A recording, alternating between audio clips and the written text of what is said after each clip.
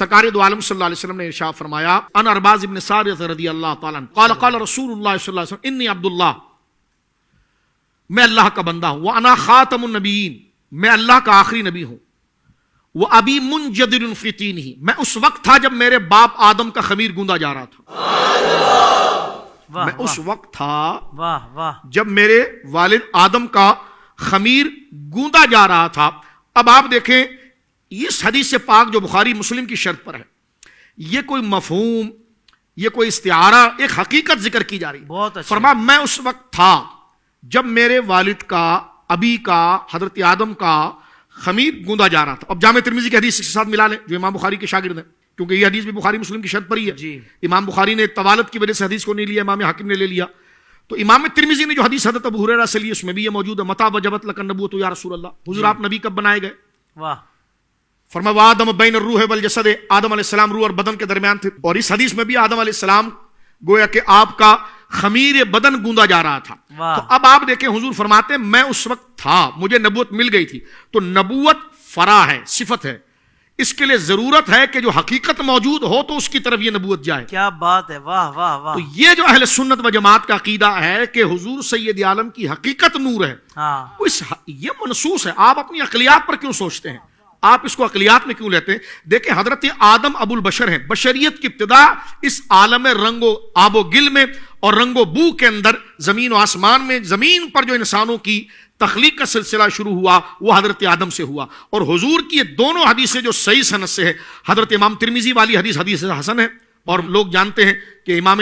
امام ترمذی کی حدیث حسن کا کیا رتبہ ہوتا ہے، اور یہ جو حدیث ہے بخاری مسلم کی شرط پر ہے، اور امام ذہبی نے اس کی توثیق کی جس میں یہ لفظ یہ موجود ہے، اس میں یہ کہ میں نبی اس وقت ہو چکا تھا کہ جب حضرت آدم علیہ السلام روح اور جسم کے درمیان تھے۔ اس حدیث میں یہ آ رہا ہے جو اس سے زیادہ سند میں مضبوط ہے کہ حضرت آدم علیہ السلام کا خمیر گوندا جا رہا تھا۔ دونوں کو ملانے سے یہ واضح ہو رہا ہے کہ حضرت آدم علیہ السلام سے پہلے حضور تھے، تو لہٰذا جب پہلے تھے تو بشریت نہیں تھی، تو بشریت نہیں تھی تو نورانیت متحقق ہو گئی، اور سیرت کے وہ سارے حوالے جات جو آپ کی نورانیت سے متعلق ہے وہ اس کی توثیق کے لیے شواہد بن گئے۔ لہٰذا یہ عقیدہ بیان کرنا کہ حضور سید عالم حضرت آدم سے پہلے پیدا ہو گئے اور نوری شکل میں تھے، یہ کوئی بدعات اور خرافات اور الہاد نہیں ہے۔ رسول اللہ کے فرمان کو سامنے رکھ دیا جائے تو یہ بات کھل کے واضح طور پر سامنے آ جاتی ہے، جس میں یہ بات ہو جاتی ہے کہ حضور سید عالم آپ کی حقیقت کا نور ہونا بھی ثابت ہو جاتا ہے، کیونکہ بشروں کا باپ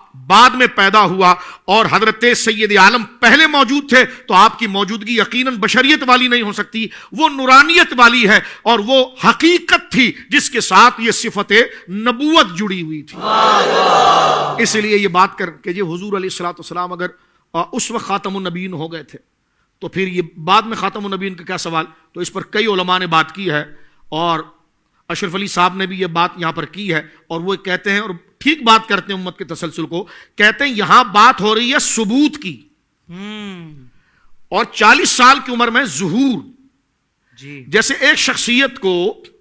گورنمنٹ کی طرف سے وزارت کا منصب دے دیا جائے اور الاؤنس شروع ہو جائے، لیکن جہاں نومینیٹ کرنا ہے وہاں پر بھی بھیجا نہیں گیا، تو یہ ثبوت ہے، اور جہاں بھیج کر نافذ کر دیا گیا وہ ظہور ہے۔ تو یہاں پر حضور سید عالم صلی اللہ علیہ وسلم کے لیے نبوت اور خاتم النبیین ہونا یہ ثبوت ہے،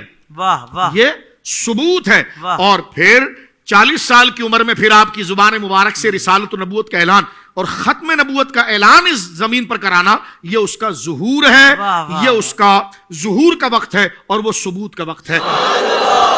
یہ کوئی بعید نہیں۔ اور یہ آپ کو کرنا پڑے گا اس لیے کہ یہ حدیث پاک کے اندر موجود ہے، اور یہ حدیث سند کے اعتبار سے ٹھیک ہے، اور علماء نے اس حدیث کو کبھی رد نہیں کیا، بلکہ اس کا یہی معنی بیان کیا ہے جو یہ عاجز طالب علم بیان کر رہا ہے کہ وہ حقیقت، یعنی حضور سید عالم کی حقیقت حضرت آدم سے پہلے تھی۔ اس لیے ہم اہل سنت و جماعت کہتے ہیں کہ حضور کی حقیقت نور ہے اور ظاہر بشر ہے، لیکن اس میں یہ سن لیا جائے، کومنٹس میں آپ بشری آیات مت لکھیے گا،